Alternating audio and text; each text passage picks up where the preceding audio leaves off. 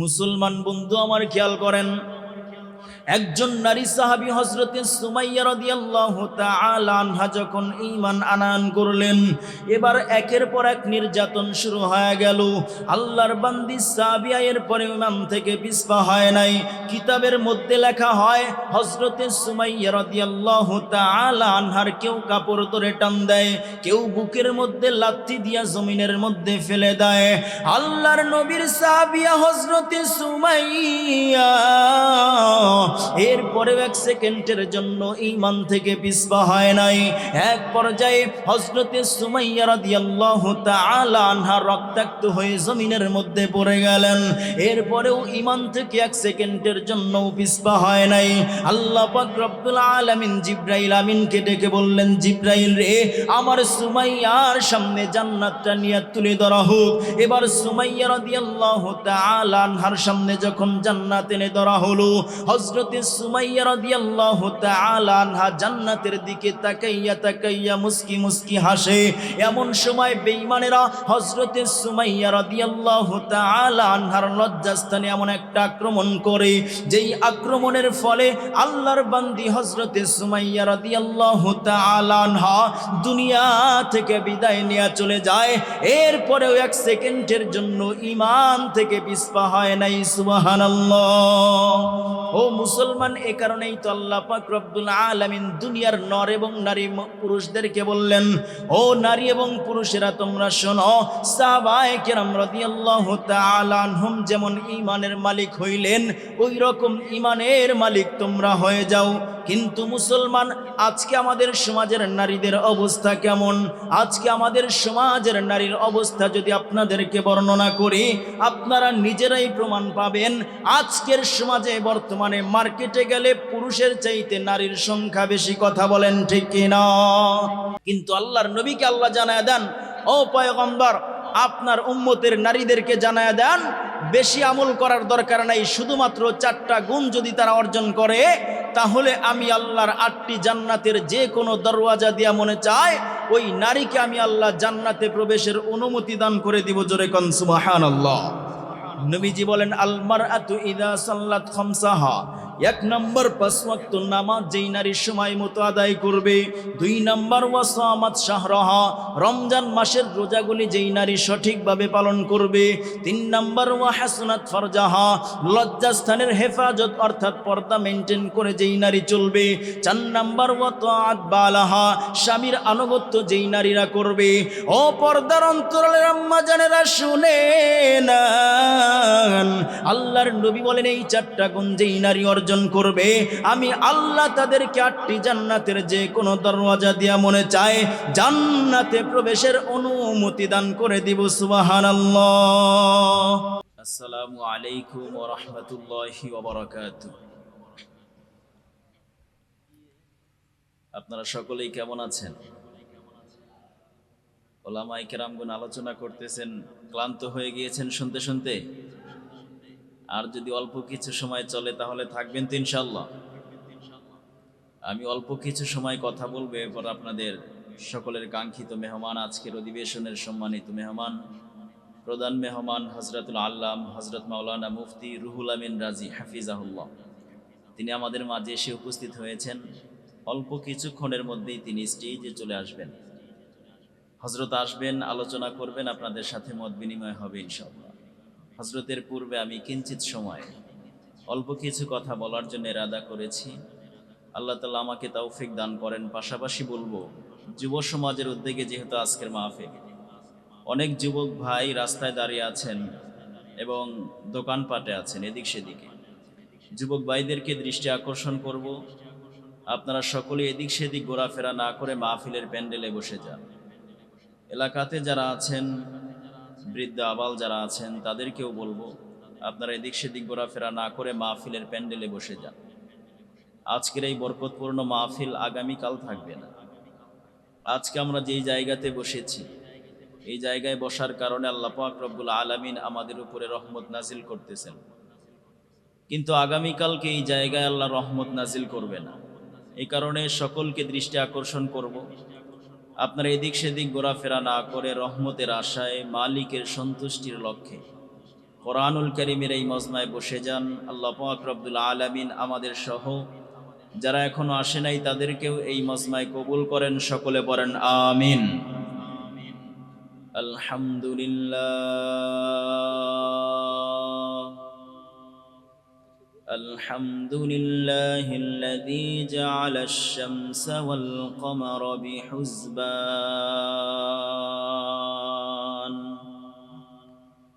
One Nazma wash শাজারা ইয়াসজুদান وفضل زمانا على زمان كما فضل مكانا على مكان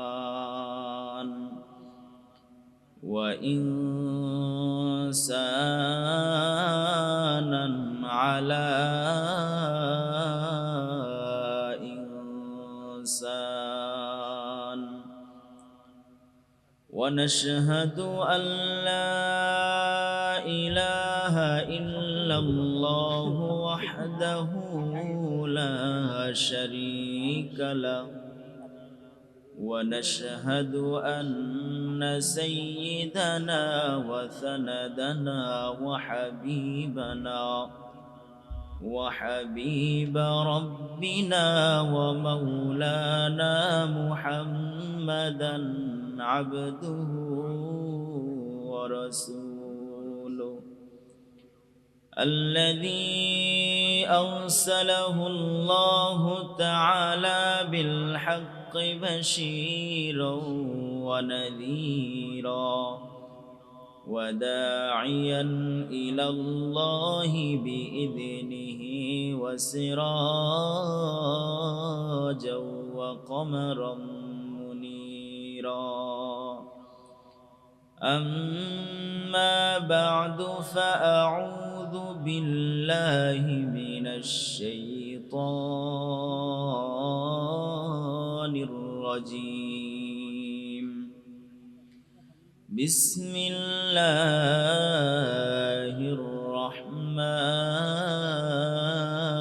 الرحيم إلا من تاب وآمن وعمل عملا صالحا فأولئك يبدل الله سيئاتهم حسنات وكان الله غفورا رحيما وقال رسول الله صلى الله عليه وسلم أخلص دينك يكفيك العمل القليل أو كما قال عليه الصلاة والسلام صدق الله مولانا العظيم وصدق رسوله النبي الكريم ونحن على ذلك من الشاهدين والشاكرين والحمد لله رب العالمين সকলে একটু মহব্বতে পড়েন বালাগাল উলা বিকামালিহি কাশাফাদ দুজা বিজামালিহি حسنت جميع خصاله صلوا عليه وآله محمد آكار كفر کو مٹایا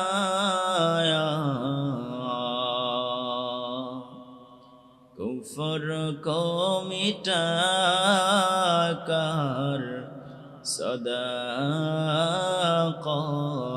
बताया बलगल उला बिकमालिही كشف الدجى بجماله حسنت جميع خصاله صلوا عليه وآله আলহামদুলিল্লাহ। ঐতিহ্যবাহী পুনর্বাসন যুব সমাজের উদ্যোগে আয়োজিত এক বিশাল তাফসিরুল কোরআন মাহফিল। এ মাহফিলে উপস্থিত মোহতারাম সভাপতি হাফেজ মাওলানা মনসুর হেলাল সাহেব, উপস্থিত ওলামায়ে হজরতগণ, প্রধান অতিথি, বিশেষ অতিথিবৃন্দ, মুআজ্জাজ ও মুকাররম জাতির মাথার মুকুট ওয়ারাসাতুল আম্বিয়া হজরত ওলামায়ে কেরাম, দূর দূরান্ত থেকে আগত আল্লাহ পাকের আশিকিন, জাকিরিন, শাকিরিন, মুহিব্বিন, মুরব্বিয়ান আইজাম, কলিজার টুকরা আমার সমবয়সী যুবক বন্ধুগণ, স্নেহের ছোট ভাই, পর্দার আড়ালে অবস্থানরতা শ্রদ্ধেয়া সম্মানিতা মা ও বোনেরা, আল্লাহ সুবহানাহু ওয়া তাআলার দরবারে লাখো কোটি শুকর ও সুজুদ, যেই মহান মালিক আমাদের সকলকে দুনিয়াবী সমস্ত ঝামেলা থেকে ফারেক করে আল্লাহ সুবহানাহু ওয়া তাআলা সুস্থতার নেয়ামত দান করে গভীর রাত পর্যন্ত কোরআনুল কারীমের এই মজলিসে বসার, ওলামায়ে কেরামের সোহবতে জালিসুর রহমান বেহেশতের বাগানে কবুল করলেন, মঞ্জুর করলেন, নেয়ামত দান করলেন। নেয়ামতের শুকর আদায়ার্থে মুসলমান হিসেবে ঈমানের আওয়াজকে উঁচু করে এক আওয়াজে উচ্চ কণ্ঠে সকলে একবার কালিমাতুশ শুকর উচ্চারণ করি, সকলে পড়ি আলহামদুলিল্লাহ। লক্ষ কোটি দুরুদ ও সালাম সাইয়্যিদুল মুরসালিন, খাতামুন নবিয়্যিন, শফিউল মুজনিবিন, যেই নবীকে আল্লাহ পাক রব্বুল আলামিন প্রাঞ্জল দলিল আদি ধারা শক্তিশালী করেছেন এবং এই উম্মতের কাণ্ডারি হিসেবে নির্বাচিত করেছেন, যেই নবী মাত্র 23 বছরের ব্যবধানে জাহেলিয়াতের যুগকে স্বর্ণের যুগে পরিণত করেছেন, যেই নবী আকায়ে নামদার তাজদারে মদিনা, যেই নবী বিশ্বের দুলাল, যেই নবী সাইয়্যিদুল মুরসালিন, যেই নবী শাফিউল মুজনিবিন, যেই নবী সাইয়্যিদুস সাখালাইন, সেই নবীর শানে আমরা মুহাব্বতে একবার দরুদ ও সালাম পেশ করি, সকলে পড়ি সাল্লাল্লাহু আলাইহি ওয়াসাল্লাম। মুহতারাম হাজিরিন, আজকের এই অধিবেশনে আমি আপনাদের সম্মুখে কোরআনে হাকিমের ক্ষুদ্র একটি আয়াতে কারিমা তেলাওয়াত করেছি। অসংখ্য অগণিত অমীয় বাণী, লক্ষাধিক হাদিস থেকে একটি মাত্র হাদিসের টুকরা আপনাদের সম্মুখে উচ্চারণ করেছি। আল্লাহ সুবহানাহু ওয়া তাআলা কোরআনুল কারীমের এই আয়াত এবং হাদিসকে সামনে রেখে সহি তরিকায় ইখলাস ও রুহানিয়াতের সাথে আমাকে কিছু কথা বলবার মতো, আপনাদেরকে শুনবার মতো ধৈর্য, তৌফিক, হিম্মত দান করেন, সকলে বলেন আমিন। মুহতারাম হাজিরিন, ওলামায়ে কেরামগণ চমৎকার কণ্ঠে আপনাদেরকে আলোচনা শুনিয়েছেন, কোরআন থেকে আলোচনা করে আপনাদেরকে শুনিয়েছেন, এবং কি আমি কিছু সময় আলোচনার পরে আপনাদের কাঙ্ক্ষিত মেহমান যাদের জন্য আপনারা বসে আছেন তিনিও আসবেন, আপনাদের সাথে মত বিনিময় করবেন, কোরআনুল কারীমের আলোচনা করবেন। কিছু সময় আমরা কোরআন থেকে আলোচনা শুনব। আমি আপনাদেরকে দৃষ্টি আকর্ষণ করব, খুবই মনোযোগের সাথে কোরআনের আলোচনাগুলো আমরা শুনব এবং নিজেদের জীবনকে পরিবর্তনের লক্ষ্যে আমরা আলোচনা শুনব ইনশাআল্লাহ। আমি আপনাদের সম্মুখে কোরআনুল কারীমের যে আয়াতে কারিমা তেলাওয়াত করেছি, আয়াতের মধ্যে আল্লাহ পাক রব্বুল আলামিন 3টি বিষয়ের আলোচনা করেছেন। জোরে আওয়াজ দিয়ে বলেন, কয়টি বিষয়? 3টি বিষয়ের আলোচনা করেছেন। 1 নম্বরে আল্লাহ সুবহানাহু ওয়া তাআলা বললেন ঈমান, 2 নম্বরে বলছেন নেক আমল, 3 নম্বরে আল্লাহ পাক রব্বুল আলামিন বললেন তাওবা। একজন মানুষের জীবনে যদি এই 3টা জিনিস থাকে, এই 3টা জিনিস নিয়ে যদি একজন মানুষ যদি দুনিয়া থেকে বিদায় নিয়ে কবর পর্যন্ত যাইতে পারে, আল্লাহ পাক রব্বুল আলামিন বলেন আমি আল্লাহ ওই ব্যক্তির দুনিয়ার জীবনটাও শান্তি এবং সুখময় করে দিব, পরকালের জীবনটাও আল্লাহর তৈরি জান্নাতের মেহমান। জোরে কোন সুবহানাল্লাহ। 1 নম্বরে আল্লাহ বললেন ঈমান, ঈমান আনয়ন করতে হবে। এখন যদি আমি আপনাদেরকে জিজ্ঞাসা করি যে বলেন আপনারা এখানে যারা আছেন ঈমানদার না বেঈমান, তাহলে আপনারা সকলেই হাত তুলে বলবেন হুজুর আমরা সবাই ঈমানদার, ঠিক কিনা বলেন? এখানে যারা আমরা আছি সবাই ঈমানদার, এটা আমরা বলবো। তবে আমি যে আয়াতে কারিমা তেলাওয়াত করেছি, এই আয়াতের মধ্যে নামদারি ইমানদারদের কথা আল্লাহ পাক রব্বুল আলামিন বলে নাই। আল্লাহ সুবহানাহু ওয়া তাআলা কোরআনুল কারীমের অন্য আয়াতে বলতেছেন, আমিনু কামা আমানান নাস। দুনিয়ার মানুষ তোমরা শুনে নাও কেমন ইমানদারের কথা আমি তোমাদেরকে বললাম। যেই ইমান সাহাবীওয়ালা ইমান হয়, যেই ইমান সাহাবীদের ইমানের মতো হয়ে যায়, সেই ইমানের কথা আমি আল্লাহ তোমাদেরকে জানাইলাম। যখন তোমার ইমানটা সাহাবীওয়ালা ইমান হয়ে যাবে, যখন তোমার ইমানটা সাহাবায়ে কেরামের ইমানের মতো শক্তিশালী হয়ে যাবে, তখন আমি আল্লাহ যেমন সাহাবায়ে কেরাম রাদিয়াল্লাহু তাআলা আনহুমদেরকে জানায়া দিলাম, লাহুম মাগফিরাতু ওয়া আজরুন কাবীর, তাদেরকে আমি আল্লাহ ক্ষমার ঘোষণা করে বিরাট প্রতিদানের ব্যবস্থা করে দিব। ঠিক তেমনি ভাবেও আমি আল্লাহ সাহাবায়ে কেরামের ইমানের মতো ইমান যারা বানাইতে পারবে, তাদেরকেও আমি আল্লাহ মাফ করে দিয়া কিয়ামতের ময়দানে জান্নাতের মেহমান বানায়া দিব। জোরে কোন সুবহানাল্লাহ। মুহতারাম হাজিরিন, এই কারণে আমাদের ইমানটা সাহাবায়ে কেরামের ইমানের মতো বানাতে হবে। ডিজিটাল যুগের কোনো মুসলমানের ইমানের মতো ইমান আমাদেরকে আনতে বলা হয় নাই। ডিজিটাল যুগের কোনো মুসলমানদেরকে দেখে আমরা ইমান আনয়ন করব, এটা বলা হয় নাই।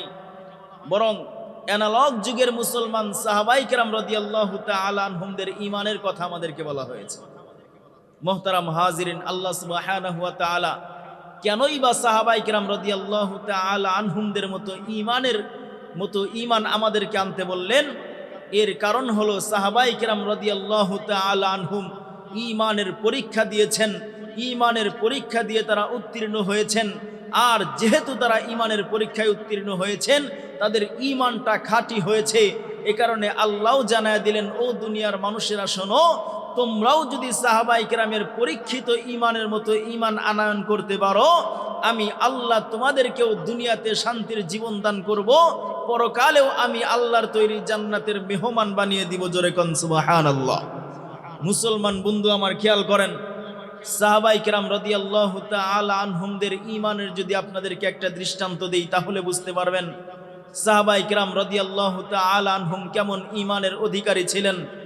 মক্কার জমিনে যখন বিশ্বনবী সাল্লাল্লাহু আলাইহি ওয়াসাল্লাম দ্বীনের দাওয়াত দেওয়া শুরু করলেন, ইসলামের প্রথম যুগে নবী আমার অল্প অল্প মানুষদেরকে দাওয়াত দিতেন এবং নবীজি সাল্লাল্লাহু আলাইহি ওয়াসাল্লাম বেশি বেশি আল্লাহর কাছে দোয়া করতেন। কোরআন আল্লাহ পাক রব্বুল আলামিন যা নাজিল করতেন, নবী রুমের মধ্যে বসে বসে তেলাওয়াত করতেন। মক্কার জমিনের মধ্যে একজন ইহুদির সন্তান, নাম ছিল আব্দুল উজ্জা। এই আব্দুল উজ্জার বাবা ছিল না, মা ছিল না। বাবার ইন্তেকাল হয়ে যাওয়ার পরে মা যখন অন্যত্র বিবাহ বসে গেল, এই আব্দুল উজ্জা চাচার কাছে বড় হতে লাগলো। এক সময় যখন আব্দুল উজ্জা বড় হয়ে গেল, নওজোয়ান যুবকে পরিণত হয়ে গেল, আব্দুল উজ্জার মনের কষ্ট আরো দ্বিগুণ বেড়ে গেল। কারণ আব্দুল উজ্জা এখন বুঝতে শুরু করলো তার বাবা দুনিয়া থেকে বিদায় নিয়ে চলে গেছে এবং তার মাও অন্যত্র বিবাহ বসে গেছে। সুতরাং এই জমিনের মধ্যে আব্দুল উজ্জার আর কেউ বাকি রইল না। কথা বলেন ঠিক কিনা? এই আব্দুল উজ্জা মনের মধ্যে ভারী কষ্ট নিয়ে হঠাৎ করে একদিন বিশ্বনবী সাল্লাল্লাহু আলাইহি ওয়াসাল্লামের বাড়ির কাছ দিয়ে যখন যাচ্ছেন, কোরআনুল কারীমের তেলাওয়াতের আওয়াজ তিনি শুনতে পাইলেন। আর তিনি গভীর মনোযোগের সাথে কোরআনুল কারীমের তেলাওয়াত শুনতে লাগলেন। এমন সময় তিনি খেয়াল করলেন, যতক্ষণ তিনি কোরআনুল কারীমের তেলাওয়াত শুনলেন, ততক্ষণ আল্লাহ পাক রব্বুল আলামিন তার দিলের মধ্যে এমন এক শান্তির হাওয়া পৌঁছায়া দিলেন, যেই শান্তি আব্দুল উজ্জা ইতিপূর্বে কখনোই পায় নাই। জোরে কোন সুবহানাল্লাহ। এই আব্দুল উজ্জা কোরআনের প্রেমে পড়ে গেলেন। বিশ্বনবী সাল্লাল্লাহু আলাইহি ওয়াসাল্লাম কোরআনুল কারীমের তেলাওয়াত করে, আব্দুল উজ্জা প্রত্যেক দিন নবীর কাছে বসে বসে কোরআনুল কারীমের তেলাওয়াত শুনে, নিজের কষ্টগুলো কোরআনুল কারীমের তেলাওয়াত শুনে শুনে দূর করে। মুহতারাম হাজিরিন, হঠাৎ করে এই আব্দুল উজ্জা একবার মক্কার জমিনে নবীর তেলাওয়াত শোনার জন্য চলে আসলেন। এসে দেখেন বিশ্বনবী সাল্লাল্লাহু আলাইহি ওয়াসাল্লাম মক্কার জমিনে নাই। মানুষদেরকে জিজ্ঞাসা করলে তারা বললেন, হযরতে মুহাম্মদ সাল্লাল্লাহু আলাইহি ওয়াসাল্লাম মক্কা থেকে হিজরত করে মদিনায় চলে গিয়েছে। এই কথা শোনা মাত্রই আব্দুল উজ্জার মাথার মধ্যে যেন আকাশ ভেঙে পড়ল। আব্দুল উজ্জা একদিন হয়ে যায়, 2 দিন হয়ে যায়, সব সময় শুধু কান্না করে, চোখের পানি ফেলে, খানাও ঠিক মতো খায় না, রাতের বেলাও ঘুমায় না। একদিন রাতের বেলা খাবার টেবিলে বসছেন, আব্দুল উজ্জার চোখ দিয়ে পানি পড়তেছে। এবার চাচা ডাক দিয়া বলেন, আব্দুল উজ্জা, তোমার এই অবস্থা কেন?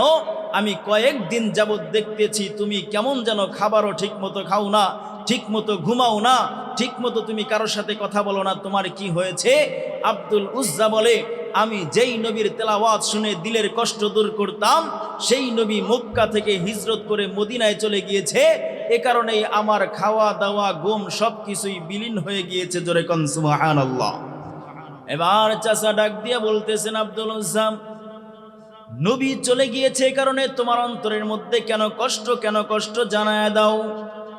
আব্দুল উজ্জা ডেকে বলেন, চাচা, অনেক দিন হয়ে গেল আপনাকে একটা কথা বলবো কিন্তু বলা হয় না। ও চাচা, যদি আজকে আপনি আমাকে সুযোগ দেন তাহলে বলবো। এবার চাচা ডাক দিয়া বলেন, আব্দুল উজ্জা, কি জানতে চাও বলো।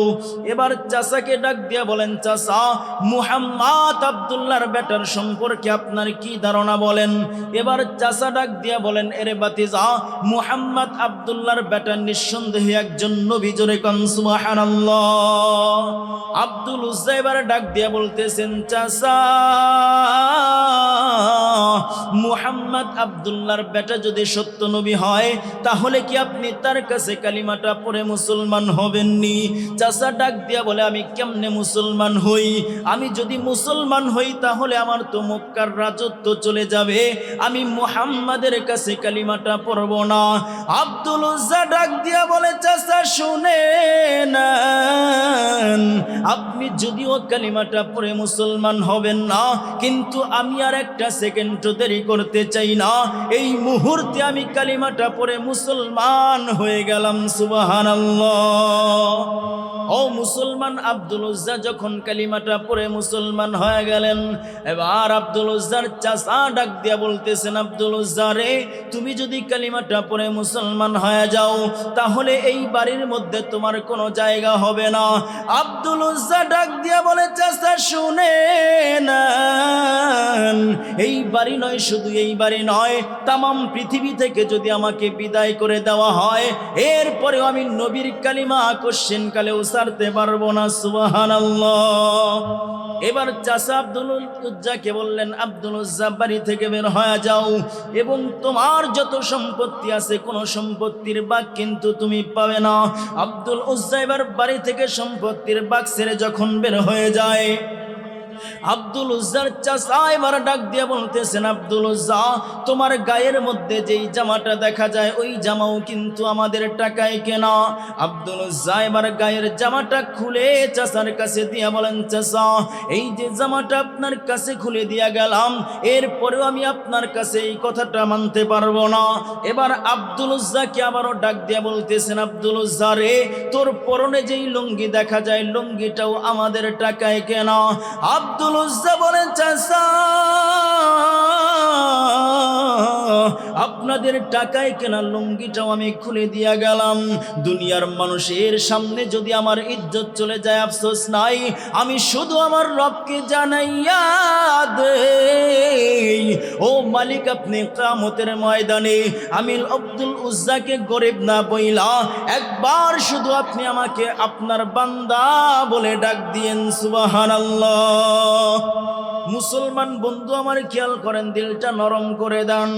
আব্দুল উজ্জা এবার রাস্তা দিয়া হেঁটে যায়, যেই রাস্তায় তার মা অন্যত্র বিবাহ বসে গেছেন, সেই রাস্তায় মায়ের বাড়ির সামনে গিয়া ডাক দিয়া বলেন, মা গো মা, আমি তোমার সন্তান আব্দুল উজ্জা আজকে তোমার দরওয়াজায় দাঁড়ায় গেলাম। এবার মা ঘর থেকে বের হয়ে এসে বলে, সন্তান, তোমার এই অবস্থা কেন? বলে, মা, কালিমাটা পড়ার কারণে আমার চাচা আমাকে ঘর থেকে বের করে দিয়েছে। ও মা, তুমি কি আমাকে একটা উপকার করতে পারো? বলে, কি করতে পারি বলো। বলে, আমাকে একটা টুকরা কাপড় দেন, যেই কাপড়টা পরে আমি আমার নবীর সাথে সাক্ষাৎ করব। সুবহানাল্লাহ। আব্দুল উজ্জার মা একটা কাপড় যখন আব্দুল উজ্জাকে এনে দিলেন, কাপড়টাকে দুইটা ভাগে ভাগ করে এক ভাগ দিয়ে নিচের ডাউন পাটটা রাখলেন, আর একটা ভাগ আব্দুল উজ্জা গায়ের মধ্যে জড়াইলেন। ও বন্ধু, শীতের দিন আব্দুল উজ্জা কাপড়খানা পরিধান করে মদিনার দিকে রওনা হয়ে গেলেন। ও মুসলমান, হুজরার সামনে গভীর রাতে আব্দুল উজ্জা দাঁড়ানো আছে। আল্লাহর নবী যখন তাহাজ্জুদের নামাজ আদায় করার জন্য হুজরা থেকে বের হয়েছেন, এমন সময় তাকাইয়া দেখে কে যেন বাহিরে দাঁড়ায় আছে, জীর্ণ শীর্ণ অবস্থা, সোজা হয়ে দাঁড়াইতে পারে না, পাতলা একটা কাপড় দান পরিধান করে আছে, শীতের রাত। আল্লাহর নবী ডাক দিয়ে বলেন, কে গো তুমি, জানাইয়া দাও। আব্দুল উজ্জা এবার ডেকে বলেন, ওগো পয়গম্বর, আপনি কি আমাকে চিনতে পারেন নাই? আমি আপনার একজন খাদেম, আমি আপনার একজন গোলাম, আমার নাম হলো আব্দুল উজ্জা। প্রত্যেক দিন মক্কার জমিনে আপনার কোরআনের তেলাওয়াত শোনার জন্য বসে যাইতাম। সুবহানাল্লাহ। মুসলমান বন্ধু আমার নবী এবার বলতেছেন, আব্দুল উজ্জা রে, তোমার এই অবস্থা কেন? আমার আব্দুল উজ্জা তো এমন হওয়ার কথা না। আমার আব্দুল উজ্জা কোটিপতির সন্তান, তার চাচারা কোটিপতি। সকালবেলা কাপড় পরিধান করলে বিকালবেলা আর একটা পরিবর্তন করে আসে। আজকে তোমার এই অবস্থা কেন? কেন তোমার এই অবস্থা? আব্দুল উজ্জা ডাক দিয়ে বলেন, নবী গো, আপনার প্রতি কালিমা পড়ার কারণে আমার চাচা আমার সব সম্পত্তি নিয়ে গেছে, আমার গায়ের কাপড় পর্যন্ত আমার চাচা নিয়ে গেছে। আল্লাহর নবী ডাক দিয়ে বলেন, রে আব্দুল উজ্জা, কালিমাটা গ্রহণ করার কারণে এত নির্যাতন তোকে সহ্য করা লাগলো। আয়, আমি নবীর ঘরের মধ্যে চলে আয়।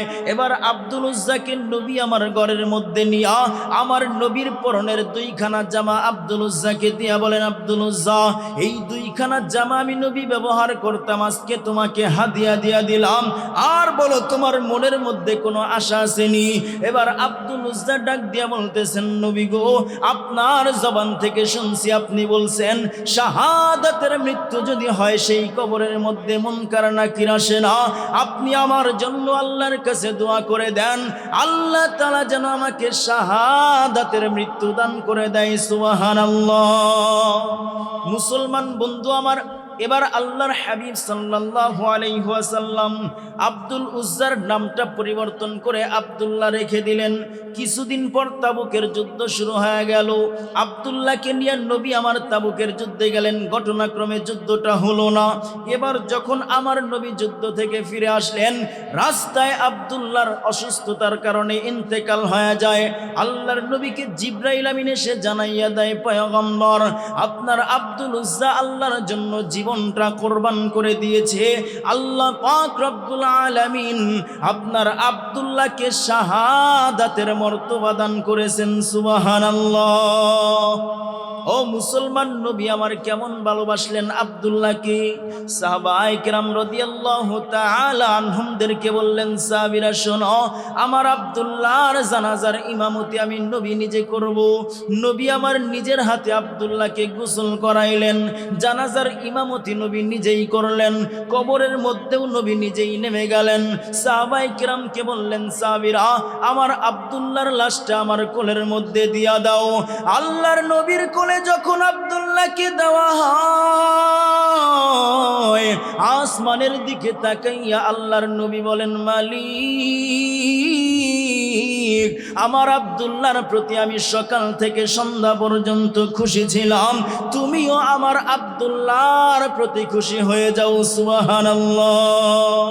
ও মুসলমান, এই দৃশ্য দেখে সাহাবায়ে কেরাম রাদিয়াল্লাহু তাআলা আনহুম চোখের পানি ফেলে কান্না শুরু করে দিলেন। বিশেষ করে সাদ ইবনে আবি ওয়াক্কাস রাদিয়াল্লাহু তাআলা আনহু মাটির মধ্যে গড়াগড়ি খায় আর চোখের পানি ফেলে কান্দে আর বলে, মালিক, এই লাশটা যদি আব্দুল্লাহর না হইয়া আমার হইতো রে, আমার ভাগ্য কত ভালো ছিল, যেই লাশের ব্যাপারে আল্লাহর নবী পর্যন্ত সুপারিশ করে। সুবহানাল্লাহ। ও মুসলমান, শুধু তাই নয়, রাস্তার মধ্যে আব্দুল্লাহর ইন্তেকাল হয়ে গেল। লক্ষ লক্ষ মানুষের জানাজার নামাজে জমায়েত দেখা গেল। সাহাবায়ে কেরাম জিজ্ঞাসা করেন, ইয়া রাসূলুল্লাহ, ইয়া হাবিবাল্লাহ, আব্দুল্লাহর রাস্তায় জানাজা হইল, এত মানুষ কোথায় থেকে আসলো? আল্লাহর নবী সাহাবায়ে কেরাম রাদিয়াল্লাহু তাআলা আনহুমদেরকে ডাক দিয়ে বলেন, সাহাবীরা শোনো, যেই মানুষটা শাহাদাত বরণ করে, এই মানুষটা দুনিয়ার জমিনের মধ্যে ভালো থাকে, ওই মানুষের জন্য শুধুমাত্র মানুষই কান্দে না, ওই মানুষটার জন্য শুধুমাত্র সন্তানই কান্দে না, ওই মানুষটার জন্য শুধুমাত্র তার স্ত্রী কান্না করে না, আসমান জমিন লৌহ কলম পর্যন্ত কান্দে। সুবহানাল্লাহ। হাবিব সাল্লাল্লাহু আলাইহি ওয়াসাল্লাম বলেন, ও সাহাবীরা শোনো, যেই মানুষটার প্রতি আল্লাহ খুশি থাকে, ওই মানুষটার যখন ইন্তেকাল হয়ে যায়, আসমান জমিন কান্না করে, আল্লাহ পাক রব্বুল আলামিনের ফেরেশতারা চোখের পানি ফেলে কান্দে। আর এই যে আব্দুল্লাহর জানাজার মধ্যে এত মানুষ দেখতে পাইলা, আল্লাহ পাক রব্বুল আলামিনের ফেরেশতারা আব্দুল্লাহর জানাজার নামাজে শরীক হয়ে গিয়েছে। জোরে কোন সুবহানাল্লাহ। মুহতারাম হাজিরিন, বাংলার মানুষ তার প্রমাণ পেয়েছে।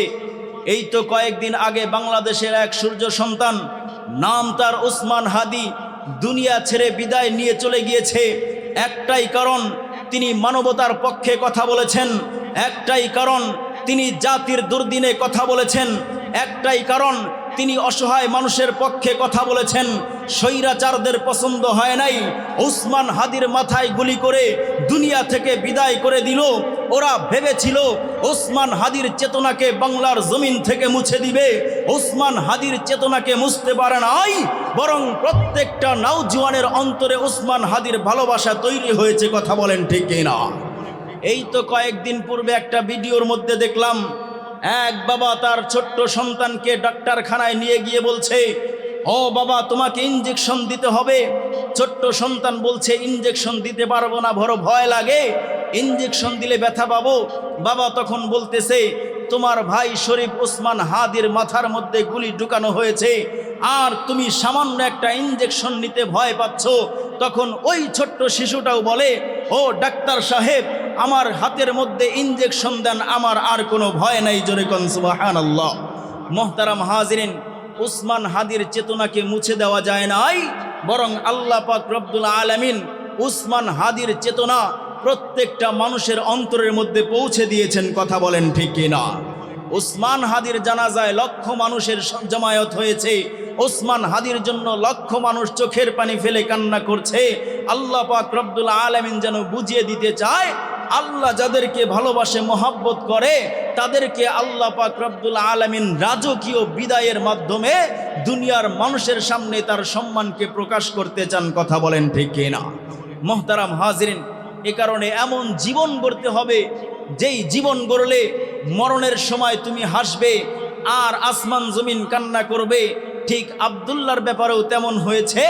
আসমান জমিন কান্না করেছে, আর আব্দুল্লাহ হাসতে হাসতে জান্নাতের মেহমান হয়েছে। জোরে কোন সুবহানাল্লাহ।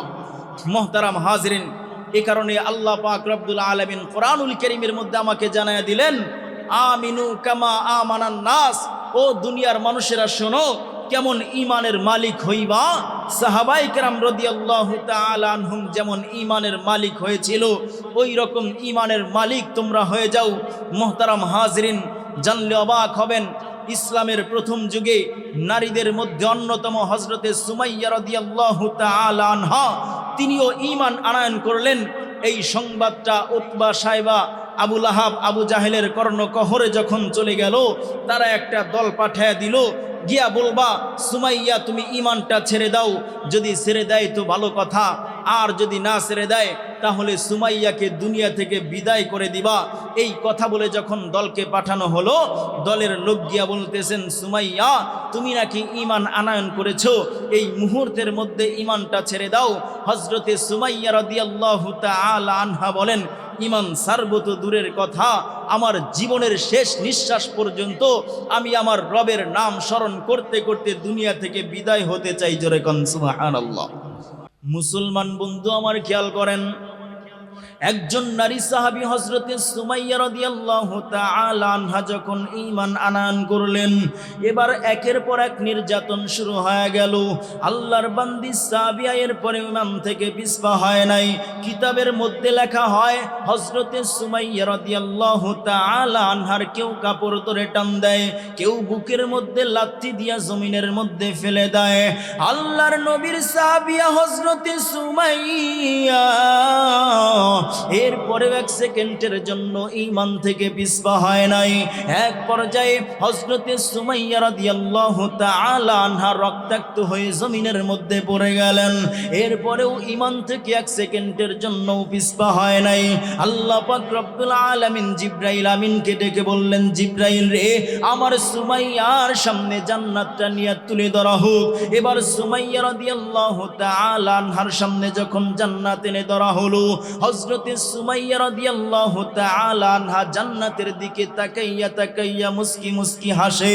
এমন সময় বেঈমানেরা হযরতে সুমাইয়া রাদিয়াল্লাহু তাআলা আনহার লজ্জাস্থানে এমন একটা আক্রমণ করে, যেই আক্রমণের ফলে আল্লাহর বান্দি হযরতে সুমাইয়া রাদিয়াল্লাহু তাআলা আনহা দুনিয়া থেকে বিদায় নিয়ে চলে যায়। এরপরেও এক সেকেন্ডের জন্য ঈমান থেকে পিছপা হয় নাই। সুবহানাল্লাহ। ও মুসলমান, এ কারণেই তো আল্লাহ পাক রব্বুল আলামিন দুনিয়ার নর এবং নারী পুরুষদেরকে বললেন, ও নারী এবং পুরুষেরা তোমরা শোনো, সাহাবায়ে কেরাম রাদিয়াল্লাহু তাআলা আনহুম যেমন ঈমানের মালিক হইলেন, ওই রকম ঈমানের মালিক তোমরা হয়ে যাও। কিন্তু মুসলমান, আজকে আমাদের সমাজের নারীদের অবস্থা কেমন? আজকে আমাদের সমাজের নারীর অবস্থা যদি আপনাদেরকে বর্ণনা করি, আপনারা নিজেরাই প্রমাণ পাবেন। আজকের সমাজে বর্তমানে মার্কেটে গেলে পুরুষের চাইতে নারীর সংখ্যা বেশি। কথা বলেন ঠিক কিনা? আজকে নারীদের অবস্থা আপনি লক্ষ্য করে দেখেন। অথচ হযরতে সুমাইয়া রাদিয়াল্লাহু তাআলা আনহা একজন নারী মানুষ, জীবন পর্যন্ত দিয়েছেন, ঈমানদার নাই। হযরতে আসিয়া রাদিয়াল্লাহু তাআলা আনহার চামড়া পর্যন্ত উঠানো হয়েছে, এরপরেও ঈমান থেকে পিছপা হয় নাই। অথচ আজকের নারীরা গড় ছেড়ে দিয়া জাহান্নামে যাওয়ার জন্য তারা বাজার পর্যন্ত যাইতে সক্ষম। কথা বলেন ঠিক কিনা? কিন্তু আল্লাহর নবীকে আল্লাহ জানায়া দেন, ও পয়গম্বর, আপনার উম্মতের নারীদেরকে জানায়া দেন, বেশি আমল করার দরকার নাই, শুধুমাত্র 4টা গুণ যদি তারা অর্জন করে, তাহলে আমি আল্লাহর 8টি জান্নাতের যে কোনো দরওয়াজা দিয়া মনে চায় ওই নারীকে আমি আল্লাহ জান্নাতে প্রবেশের অনুমতি দান করে দিব। জোরে কোন সুবহানাল্লাহ। নবীজি বলেন, আল মারআতু ইযা সাল্লাত খামসাহা, 1 নম্বর 5 ওয়াক্ত নামাজ যেই নারী সময় মতো আদায় করবে। 2 নম্বর ওয়াসামাত শাহরাহা, রমজান মাসের রোজাগুলি যেই নারী সঠিকভাবে পালন করবে। 3 নম্বর ওয়া হাসনাত ফারজাহা, লজ্জাস্থানের হেফাজত অর্থাৎ পর্দা মেইনটেইন করে যেই নারী চলবে। 4 নম্বর ওয়া তাআত বালাহা, স্বামীর আনুগত্য যেই নারীরা করবে। ও পর্দার অন্তরালের আম্মা জানেরা শুনেন, আল্লাহর নবী বলেন, এই 4টা গুণ যেই নারী অর্জন করবে, আমি আল্লাহ তাদেরকে 8টি জান্নাতের যে কোনো দরওয়াজা দিয়া মনে চায় জান্নাতে প্রবেশের অনুমতি দান করে দিব। সুবহানাল্লাহ। কিন্তু মুসলমান, খেয়াল করে দেখেন, আমাদের এই সমাজে নামাজি নারীর অভাব নাই, আমাদের এই সমাজে পর্দাশীল নারীরও অভাব নাই, আমাদের এই সমাজে রোজা রাখনেওয়ালা নারীর অভাব নাই। কিন্তু স্বামীর আনুগত্য করে চলে, স্বামীর কথা মেনে চলে, এমন নারীর সংখ্যা আমাদের সমাজে খুঁজেই পাওয়া যায় না। কথা বলেন ঠিক কিনা? যদি স্বামীর কথা মেনেই চলতো, তাহলে আজকে বাজারের মধ্যে পুরুষের চাইতে নারীর সংখ্যা বেশি পাওয়া যাইতো না। এর পিছনে একটাই কারণ, পুরুষ নারীর জন্য যেটা নিয়ে আসে সেটা নারী পছন্দ করে না। এ কারণেই পুরুষ বাধ্য হয়ে বলে, তোমারটা তুমি নিয়ে আসো।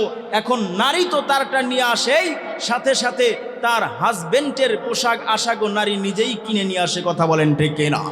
মোহতারাম হাজিরিন, অথচ নবীজি বললেন, যেই নারী তার স্বামীর আনুগত্য করে চলে, ওই নারীকে আল্লাহ 8টি জান্নাতের যে কোনো দরওয়াজা দিয়ে মনে চায় জান্নাতে প্রবেশের অনুমতি দান করবেন।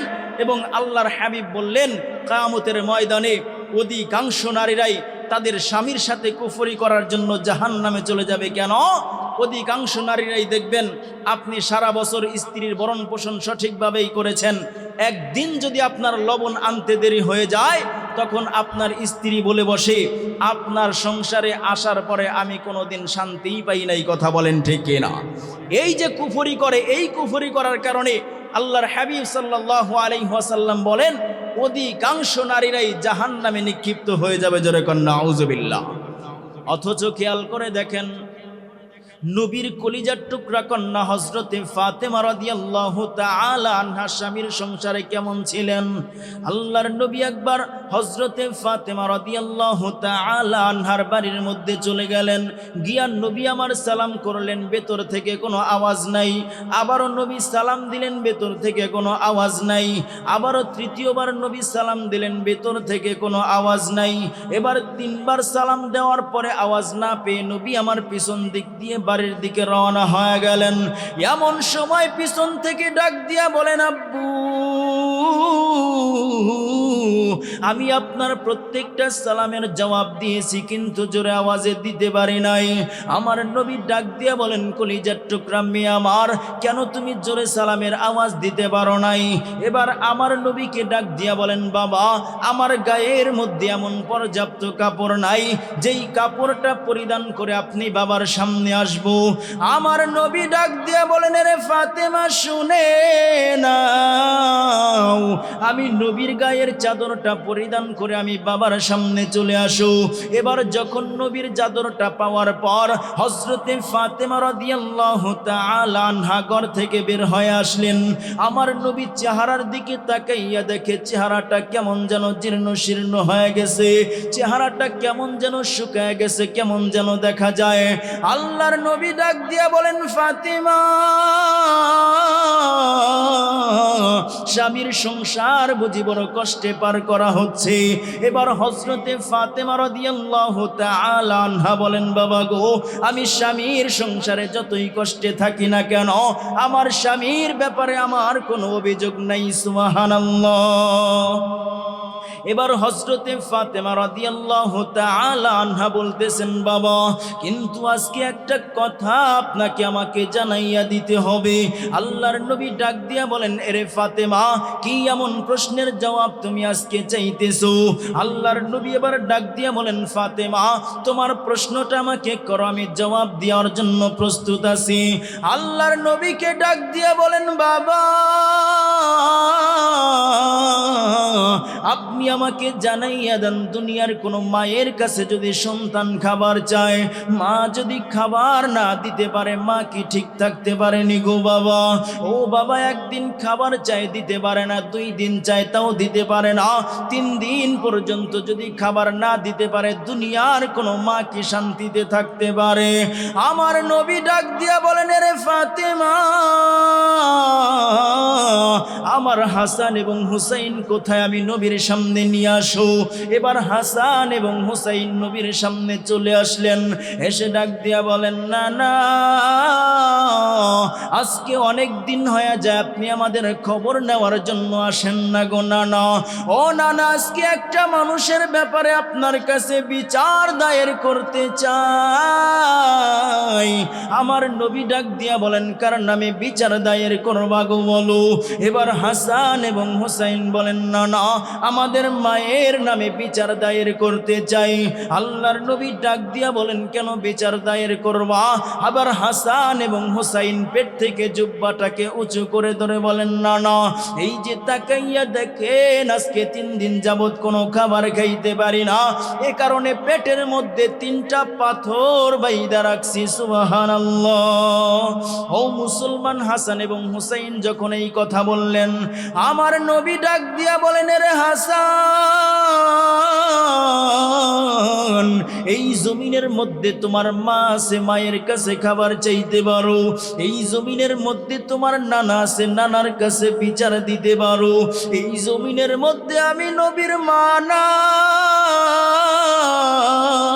নাই, আমি নবীর বাবা এই জমিনের মধ্যে জীবিত নাই রে হাসান।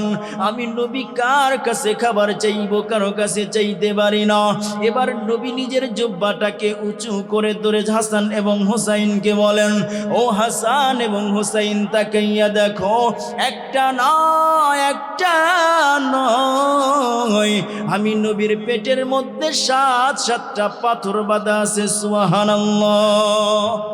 ও মুসলমান, নবী আমার 7টি পাথর পেটের মধ্যে বেঁধে রেখেছেন, 7 দিন যাবৎ খানা খায় না। আল্লাহর নবী বললেন, হাসান ও হুসাইন, কিন্তু টেনশনের কোনো কারণ নাই, আমি নবী যেহেতু আজকে এসে গেছি, তোমাদের একটা খাবারের ব্যবস্থা হয়ে যাবে। আল্লাহর নবী সাল্লাল্লাহু আলাইহি ওয়াসাল্লাম কেমন নবী আমার খেয়াল করেন। হাসান এবং হুসাইনকে কথা দিলেন খাবারের ব্যবস্থা করে দিবে।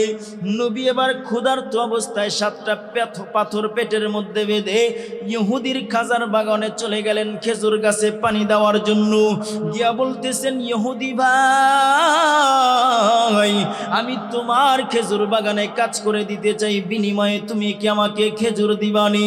ইহুদি যখন রাজি হয়ে গেল, আল্লাহর নবী ক্ষুধার্ত অবস্থায় বালতিটা হাতের মধ্যে নিয়ে কূপে ফেললেন। ওই বালতি করে নবী আমার যখন পানি তুলে একটা খেজুর গাছে দিলেন, 2টা খেজুর গাছে দিলেন, 3টা খেজুর গাছে দিলেন। পরবর্তীবার হঠাৎ করে হাত থেকে বালতিটা পড়ে ওই কূপের মধ্যে পড়ে যায়।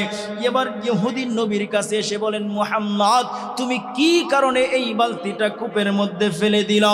এই মুহূর্তের মধ্যে বালতি উঠায়া দাও। নবী আমার বলে, ধৈর্য ধারণ করুন, আমি চেষ্টা করি। ইহুদির রাগান্বিত হয়ে নবীর গালে একটা চর বসায়া দেয়। নাউজুবিল্লাহ। ও মুসলমান, ক্ষুধার্ত নবী আমার এবার কষ্ট পাইলেন, কিন্তু ইহুদিকে কিছুই বললেন না, ইহুদিকে গালিও দিলেন না, ইহুদিকে ধমকও দিলেন না, বরং আল্লাহর নবী ডাক দিয়া বললেন, ইহুদি ভাই, আপনি আমাকে চর মারলেন, আপনার হাতের মধ্যে কি কোনো ব্যথা পাইছেন? সুবহানাল্লাহ। ও মুসলমান, নবীর চরিত্র কেমন ছিল জানেননি? এবার আল্লাহর নবী আল্লাহর কাছে দোয়া করে বললেন, মালিক, ইহুদি আমার গালের মধ্যে বালতির জন্য চর বসায় দিল, ও মালিক, আপনি বালতিটা তোলার জন্য ব্যবস্থা করে দেন। আল্লাহ পাক রব্বুল আলামিন মাটির ওই কূপের পানিকে হুকুম করলেন, কূপের পানি বালতি উপরের মধ্যে উঠাইল। আল্লাহর নবী এবার বালতিটা হাত ধরে ইহুদিকে দিয়া চলে গেলেন। ইহুদি অবাক হয়ে গেল।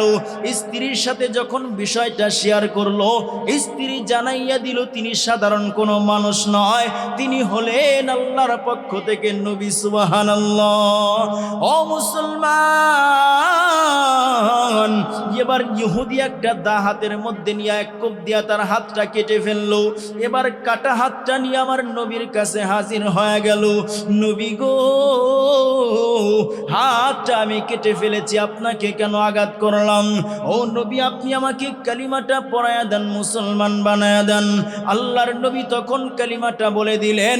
ইহুদি সাথে সাথে পড়তে শুরু করে দিলেন, লা ইলাহা ইল্লাল্লাহ, পড়েন লা ইলাহা লা ইলাহা। যার দিলে আছে আল্লাহর ভয়, আল্লাহ আল্লাহ সব সময় বলেন। যার দিলে আছে আল্লাহর ভয়, আল্লাহ আল্লাহ সব সময়। আহার নিদ্রা ভালো লাগে না, দুনিয়াদারি ভালো লাগে না, ভালো লাগে শুধু ইল্লাল্লাহ, লা ইলাহা ইল্লাল্লাহ, জোরে লা ইলাহা লা ইলাহা ইল্লাল্লাহ, সুবহানাল্লাহ, আলহামদুলিল্লাহ, সুবহানাল্লাহ, আলহামদুলিল্লাহ, লা ইলাহা ইল্লাল্লাহ, লা ইলাহা ইল্লাল্লাহ, সুবহানাল্লাহ, আলহামদুলিল্লাহ, লা ইলাহা ইল্লাল্লাহ। বাঁচাও তুমি মারো, অবিরত ক্ষমা করো তুমি বাঁচাও তুমি মারো, অবিরত ক্ষমা করো, ধরার যে জন তাকেই ধরো, ধরার যে জন তাকেই ধরো, সকল কিছুই তোমার আল্লাহ, সুবহানাল্লাহ ওয়ালহামদুলিল্লাহ, লা ইলাহা ইল্লাল্লাহ, বলেন সুবহানাল্লাহ ওয়ালহামদুলিল্লাহ, লা ইলাহা ইল্লাল্লাহ, লা ইলাহা ইল্লাল্লাহ, জোরে লা ইলাহা, লা ইলাহা ইল্লাল্লাহু মুহাম্মাদুর রাসূলুল্লাহ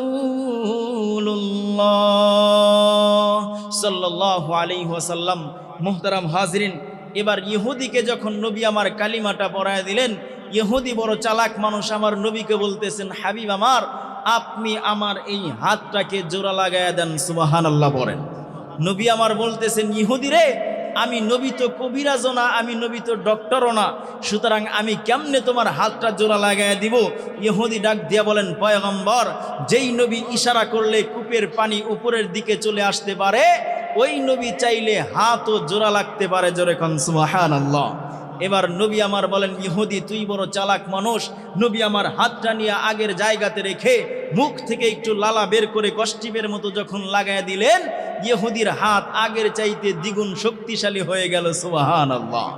মুহতারাম হাজিরিন, আল্লাহ পাক রব্বুল আলামিন এ কারণেই আমাদেরকে বললেন, আমিনু কামা আমানান নাস, ও দুনিয়ার মানুষেরা শোনো, এক নাম্বার গুণ তোমরা অর্জন করবা, সাহাবায়ে কেরাম রাদিয়াল্লাহু তাআলা আনহুমদের মতো ঈমান তোমরা বানাইবা, তাহলে দুনিয়াতেও শান্তি এবং সফলতা আসবে, পরকালেও আমি আল্লাহর তৈরি জান্নাতের মেহমান, জোরে কোন সুবহানাল্লাহ। দুই নাম্বার বলেছিলাম আমলে সালেহা, নেক আমলের কথা আল্লাহ পাক রব্বুল আলামিন বলছেন কোরআনুল কারীমের মধ্যে। আল্লাহ জানায় দেন, কুল ইন্না সালাতি ওয়া নুসুকি ওয়া মাহইয়ায়া ওয়া মামাতি লিল্লাহি রাব্বিল আলামিন। আল্লাহ বলছেন, আমার নামাজ, আমার কোরবানি, আমার জীবন, আমার মরণ সব কিছুই কেবলমাত্র একজনের জন্য হবে। চিল্লায় বলেন, তিনি কে? একমাত্র আল্লাহর জন্য আমার সব কিছু হতে হবে। যখন আল্লাহর জন্য আমার সব আমল ইবাদত হয়ে যাবে, তখন আল্লাহ পাক রব্বুল আলামিন স্বয়ং নিজেই আমার হয়ে যাবে, জোরে কোন সুবহানাল্লাহ। সাহাবায়ে কেরাম রাদিয়াল্লাহু তাআলা আনহুম ঠিক তেমনই করেছেন, ইবাদত বন্দিগি করেছেন, তার জীবনটা মরণটা সব কিছুই আল্লাহ পাক রব্বুল আলামিনের জন্য করেছেন। মুহতারাম হাজিরিন, নবীজি সাল্লাল্লাহু আলাইহি ওয়াসাল্লাম হাদিস বর্ণনা করে আমাদেরকে জানায়া দিলেন, আখলিস দীনাকা ইয়াকফিকাল আমালুল কলিল। ও দুনিয়ার মানুষেরা শোনো, তোমার ঈমান, তোমার আমল পরিপূর্ণ পিওর করে নাও, অল্প আমলই নাজাতের জন্য যথেষ্ট হয়ে যাবে, সুবহানাল্লাহ বলেন। শুধু তাই নয়, আল্লাহ পাক রব্বুল আলামিন সূরাতুল মুলুকের 3 নম্বর আয়াতে বলেন, আল্লাযী খলাকাল মাউতা ওয়াল হায়াতা লিয়াবলুয়াকুম আইয়ুকুম আহসানু আমালা। ও দুনিয়ার মানুষেরা শোনো, আমি আল্লাহ তোমাকে জীবন দান করলাম, আমি আল্লাহ তোমাকে মৃত্যু দান করলাম। এই জীবন এবং মৃত্যুর মধ্যবর্তী যে সময় আছে, এই সময়টাকে পরীক্ষা করার জন্য আইয়ুকুম আহসানু আমালা, তোমাদের মধ্যে কারা ভালো আমল করে, কারা উত্তম আমল করে। আল্লাহ এখানে আকসারু আমালা বলে নাই, বেশি আমলের কথা বলে নাই, বরং আল্লাহ বললেন উত্তম আমল। নবী বললেন, আখলিস দীনাকা ইয়াকফিকাল আমালুল কলিল, অল্প আমল। সুতরাং উত্তম আমল যদি অল্প হয়, সেই অল্প আমলই আমাদের নাজাতের জন্য যথেষ্ট হয়ে যাবে, জোরে কোন সুবহানাল্লাহ। মুহতারাম হাজিরিন, এই কারণে আল্লাহ পাক রব্বুল আলামিন আমাদেরকে জানায় দিচ্ছেন, 1 নম্বরে ঈমান, 2 নম্বরে আমল। সেই আমলটা কাদের মতো হবে? সেই আমলটাও সাহাবায়ে কেরাম রাদিয়াল্লাহু তাআলা আনহুমদের মতো হতে হবে। কথা বলেন ঠিক কি না? সাহাবায়ে কেরাম রাদিয়াল্লাহু তাআলা আনহুম ঈমানের যেমন পরীক্ষা দিয়েছেন, আমলেরও ঠিক তেমনি পরীক্ষা দিয়েছেন। মুহতারাম হাজিরিন, হযরতে আমিরুল মুমিনিন ওমরে ফারুক রাদিয়াল্লাহু তাআলা আনহুর একটি ঘটনা এসেছে। যখন হযরতে আবু বকর সিদ্দিক রাদিয়াল্লাহু তাআলা আনহু মদিনা শাসন করছেন, এমন সময় মদিনার মসজিদে নববীতে একটা লিস্ট টানানো থাকতো। এক পাশে থাকতো গরিব অসহায় ফুকাহাদের নাম, অপর পাশে থাকতো তাদের খাদেম সেবকদের নাম, যারা তাদের দায়িত্ব নিয়েছেন তাদের নাম। হযরতে ওমরে ফারুক রাদিয়াল্লাহু তাআলা আনহু একবার হযরতে আবু বকর সিদ্দিক রাদিয়াল্লাহু তাআলা আনহার রাজ দরবারে গিয়া মসজিদে নববীর মধ্যে প্রবেশ করলেন। গিয়া দেখেন এই তালিকার সর্বশেষ একজন মহিলার নাম আছে, বৃদ্ধ মহিলা, যিনি বিধবা, যার কোনো পরিবারের মধ্যে কেউ নাই এবং তার নামের পাশে কোনো খাদেম কোনো সেবকের নামও নাই। হযরতে ওমরে ফারুক রাদিয়াল্লাহু তাআলা আনহু চিন্তা করলেন, যেহেতু এই মহিলার নামের পিছনে কোনো খাদেমের নাম নাই, সেবকের নাম নাই, আমি ওমর নিজেই এই মহিলার খেদমতে নিয়োজিত হয়ে যাব। জোরে কোন সুবহানাল্লাহ। ওমরে ফারুক রাদিয়াল্লাহু তাআলা আনহু মহিলার খেদমত করার জন্য ফজরের নামাজের পরে বৃদ্ধা মহিলার বাড়িতে চলে গেলেন। গিয়া ডাক দিয়া বলতেছেন, বুড়িমা, আপনার যত কাজ আছে সমস্ত কাজগুলো আমি ওমরকে বুঝাইয়া দেন। বুড়ি ডাক দিয়া বলে, ওমর শুনে নাও, আমার কাজগুলা তোমাকে কেমনে বুঝাইয়া দিব, কেমনে বুঝাইব? তুমি আসার আগে এক আল্লাহর বান্দা এসে আমি বুড়ি মায়ের সব কাজগুলা করে দিয়া চলে গেছে। সুবহানাল্লাহ। দ্বিতীয় দিন ওমর চিন্তা করলেন, ফজরের নামাজের পরে নয়, ফজরের নামাজের আগে আমাকে আসতে হবে। ওমর যখন ফজরের নামাজের আগে আসলেন, সেই দিনও জানতে পারলেন এক লোক এসে তার সব কাজ করে দিয়া চলে গেছে। তৃতীয় দিন ওমর চিন্তা করলেন তাহাজ্জুদের সময় আসতে হবে। গভীর রাতে তাহাজ্জুদের সময় এসে বললেন, বুড়িমা, আপনার কাজগুলো আমি ওমরকে বুঝাইয়া দেন। সেই দিনও বুড়িমা ডাক দিয়া বলেন, আজকেও এক আল্লাহর বান্দা এসে আমি বুড়ি মায়ের সব কাজগুলা করে দিয়া চলে গেছে। সুবহানাল্লাহ। ওমরে ফারুক রাদিয়াল্লাহু তাআলা আনহু অবাক হয়ে গেলেন, গভীর রাতে কোন সে আল্লাহর বান্দা যে বুড়ি মায়ের খেদমত করে দিয়ে চলে যায়? কাজ পরে আগে জানতে হবে কোন সে ব্যক্তি, যে ব্যক্তি বুড়ি মায়ের কাজ গভীর রাতে করে দিয়ে চলে যায়। কথা বলেন ঠিক কিনা? ওমরে ফারুক রাদিয়াল্লাহু তাআলা আনহু চতুর্থ দিন এশার নামাজ আদায় করে বুড়ি মায়ের বাড়ির পাশে জোপের আড়ালে দাঁড়িয়ে আছে কোন সে বান্দা গভীর রাতে বুড়ি মায়ের খেদমত করে দেখার জন্য। রাত যখন হাঁটি হাঁটি পা পা করে গভীর হয়ে যায়, এমন সময় হযরতে ওমরে ফারুক রাদিয়াল্লাহু তাআলা আনহু লক্ষ্য করেন চাদর মুড়ি দিয়ে এক আল্লাহর বান্দা বুড়ি মায়ের বাড়ির দিকে যাচ্ছে। ওমরে ফারুক রাদিয়াল্লাহু তাআলা আনহু আরেকটু গুটি সাটি হয়ে আড়াল হয়ে রইলেন। যখন কাছাকাছি চলে আসতেন, অমনেই ডাক দিয়েছেন, যুবক দাঁড়াও, কি তোমার পরিচয়? তুমি কেন গভীর রাতে বৃদ্ধা মহিলার খেদমত করো? দুনিয়ার কোনো মানুষকে কেন তুমি দেখাইতে চাও না? তোমার চেহারাটা কেন ঢাকা? তখন যুবক ডাক দিয়া বলতেছেন, ওমরে ফারুক, আমি তো দুনিয়ার কোনো মানুষকে দেখানোর জন্য বৃদ্ধা মায়ের খেদমত করি না, আমি তো আমার রবকে খুশি করার জন্য বৃদ্ধা মহিলার খেদমত করি, এবং কি বৃদ্ধা মহিলাকেও খুশি করার জন্য নয়, বরং আমি আমার রবকে খুশি করার জন্য কাজ করি। সুতরাং এ কারণেই আমি আমার চেহারাটা ডেকে আসলাম, বিহীন অবস্থায় আসলাম, যাতে করে দুনিয়ার কোনো মানুষ আমার পায়ের শব্দে জেগে না উঠে এবং আমার চেহারাটা দেখে না ফেলে। এ কারণে আমি চেহারাটা আড়াল করে আসলাম। ওমরে ফারুক রাদিয়াল্লাহু তাআলা আনহু বলেন, সব ঠিক আছে, কিন্তু আমি ওমর যেহেতু তোমার সামনে দাঁড়িয়ে গিয়েছি, আমি ওমরকে তোমার চেহারাটা দেখাইতেই হবে। এবার নাসর বান্দা ওমরও ছাড়ে না, ওই যুবকও তার চেহারা দেখায় না। এক পর্যায়ে হযরতে ওমরে ফারুক রাদিয়াল্লাহু তাআলা আনহু দস্তাদস্তি শুরু করে দিল। চাদরটা যখন মুখ থেকে সরিয়েছে, এবার হযরতে ওমরে ফারুক রাদিয়াল্লাহু তাআলা আনহু তাকে দেখে অন্য কোনো সাহাবী নয়, তিনি হলেন মদিনার গভর্নর হযরতে আবু বকর সিদ্দিক রাদিয়াল্লাহু তাআলা আনহু। জোরে কোন সুবহানাল্লাহ। মুহতারাম হাজরিন, চিন্তা করেন, মদিনার প্রধানমন্ত্রী হযরতে আবু বকর সিদ্দিক রাদিয়াল্লাহু তাআলা আনহু গভীর রাতে বৃদ্ধা মহিলার খেদমত করে, দুনিয়ার কোনো মানুষকে জানায় না। একটাই কারণ, আল্লাহ বলছেন, কুল ইন্না সালাতি ওয়া নুসুকি ওয়া মাহইয়ায়া ওয়া মামাতি লিল্লাহি রাব্বিল আলামিন। আমার নামাজ, আমার কোরবানি, আমার যত ইবাদত বন্দেগী, আমার জীবন, আমার মরণ, সব কিছুই হতে হবে আমার আল্লাহর জন্য। কথা বলেন ঠিক কিনা? ওমরে ফারুক রাদিয়াল্লাহু তাআলা আনহু এবার যখন জিজ্ঞাসা করলেন, আবু বকর বলেন, এই কারণে আমি আপনাকে চেহারাটা দেখাইতে রাজি না, কারণ আপনাকে খুশি করে আমার লাভ নাই, আমার রবকে আমার খুশি করতে হবে, এ কারণেই আমি চেহারাটা ডেকে আমি বৃদ্ধা মহিলার খেদমত করি। আর আল্লাহ এ কারণে বললেন, আমিনু কামা আমানান নাস, ও দুনিয়ার মানুষেরা, সাহাবাই কেরামকে আমি আল্লাহ তোমাদের জন্য মডেল বানায়া দিলাম ঈমান আনয়ন করার ক্ষেত্রে। সাহাবাই কেরামের দিকে লক্ষ্য রাখো, ইবাদত করার ক্ষেত্রে সাহাবাই কেরামের দিকে লক্ষ্য রাখো। এবং 3 নাম্বার আমি যেই কথাটা বলেছি সেটা হলো তওবা। আল্লাহ পাক রব্বুল আলামিন যেন বলছেন, ও দুনিয়ার মানুষেরা, তওবাও যদি করতে চাও তাহলে সাহাবাই কেরাম রাদিয়াল্লাহু তাআলা আনহুমদের মতো তওবা করো, জোরে কণ্ঠে কিনা। মুহতারাম হাজিরিন, আমি আপনাদের সামনে বলেছিলাম আল্লাহ পাক রব্বুল আলামিনের কোরআন থেকে আমি যে আয়াতে কারিমা তেলাওয়াত করেছি, আল্লাহ সুবহানাহু ওয়া তাআলা এই আয়াতের মধ্যে 3টা বিষয় নিয়ে আলোচনা করেছেন। 1 নাম্বার ঈমান, 2 নাম্বার আমল, 3 নাম্বার হলো তওবা। মুহতারাম হাজিরিন, 2টি বিষয় আলোচনা হয়ে গিয়েছে।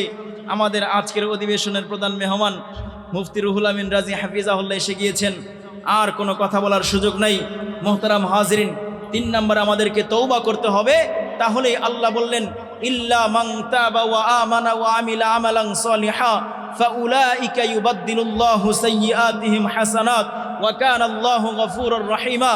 আল্লাহ বলছেন, বান্দা, যদি তোমার ঈমানটাকে সাহাবাই কেরাম রাদিয়াল্লাহু তাআলা আনহুমদের মতো ঈমান বানাইতে পারো, তারপরে যদি তুমি নেক আমল করতে পারো, এরপরে যদি তুমি তওবা করো, তাহলে আমি আল্লাহ শুধুমাত্র তোমার জিন্দেগীর গুনাহগুলাই মাফ করে দিব না, ফাউলাইকা ইউবাদদিলুল্লাহু সাইয়্যাতিহিম হাসানাত, আমি আল্লাহ তোমার গুনাহগুলাকে নেক দ্বারা কনভার্ট করে, নেক দ্বারা পরিবর্তন করে তোমার আমল নামায় উঠিয়ে দিব, জোরে কোন সুবহানাল্লাহ। মুহতারাম হাজিরিন, এই কারণে ঈমানটাকে হেফাজত করতে হবে। 5 টাকার একটা চায়ের বিনিময়ে ঈমানকে বিক্রি করে দেওয়া যাবে না। ঈমান বিক্রির সময় আমাদের সমাজের মধ্যে এসে গিয়েছে। নির্বাচন আসা মানেই এক শ্রেণীর মানুষ সহজেই ঈমানটাকে বিক্রি করে দিতে পারে। মুহতারাম হাজিরিন, এ কারণে চায়ের বিনিময়ে যেন আমার ঈমানটা বিক্রি না হয়, আমার ঈমানটা যেন সাহাবীওয়ালা ঈমান হয়, আমার আমল, আমার চলাফেরা যেন সাহাবায়ে কেরামকে অনুসরণ করে হয়, আমার তওবাটাও যেন সাহাবায়ে কেরামকে অনুসরণ করা হয়। আল্লাহ বলছেন, তুবু ইলাল্লাহি তাওবাতান নাসুহা, ও দুনিয়ার মানুষেরা শোনো, তোমরা যদি তওবা নাসুহা করতে পারো, যেই তওবা করার পরে আর কোনো গুনাহ করা যায় না, একনিষ্ঠ তওবা করলেই আমি আল্লাহ তোমার তওবাকে কবুল করব এবং তোমার সমস্ত গুনাহগুলাকে আমি আল্লাহ নেকে রূপান্তরিত করে তোমার আমল নামায় উঠায়া দিব, জোরে কোন সুবহানাল্লাহ। মুহতারাম হাজিরিন, প্রধান মেহমান এসে গিয়েছে, রাত অনেক লম্বা হয়েছে। হযরত আলোচনা করবেন, অত্যন্ত জ্ঞানগর্ভ আলোচনা করেন, আমরা সকলেই হযরতকে চিনি। আমি আপনাদের কাছে অনুরোধ রাখব, হযরতের আলোচনা শেষ পর্যন্ত শুনবেন, একনিষ্ঠভাবে বসে থাকবেন, এবং কি যারা বাহিরে আছে তাদেরকেও দৃষ্টি আকর্ষণ করবো, আপনারাও চলে আসুন। হযরতের আলোচনা শুনে আমরা মোনাজাত শেষ করে এরপরে সকলে বাড়িতে ফিরবো তো ইনশাআল্লাহ। আল্লাহ তাআলা তৌফিক দান করেন এবং কি আমাদের কবুল করেন। যা কিছু আলোচনা করলাম আল্লাহ পাক রব্বুল আলামিন আমল করার তৌফিক দান করেন। আজকের এই যুব সমাজের মাহফিলকে আল্লাহ কবুল করেন এবং কি আল্লাহ সুবহানাহু ওয়া তাআলা যেন প্রত্যেক বছর যুব সমাজকে এই মাহফিল জারি রাখার তৌফিক দান করেন। আল্লাহ পাক রব্বুল আলামিন আমাদের সকলকে নেক এবং হক পথে চলার তৌফিক দান করেন। সকলে বলেন আমিন। ওয়া আখিরু দাওয়ানা আলহামদুলিল্লাহি রাব্বিল আলামিন। আসসালামু আলাইকুম ওয়া রাহমাতুল্লাহি ওয়া বারাকাতুহু।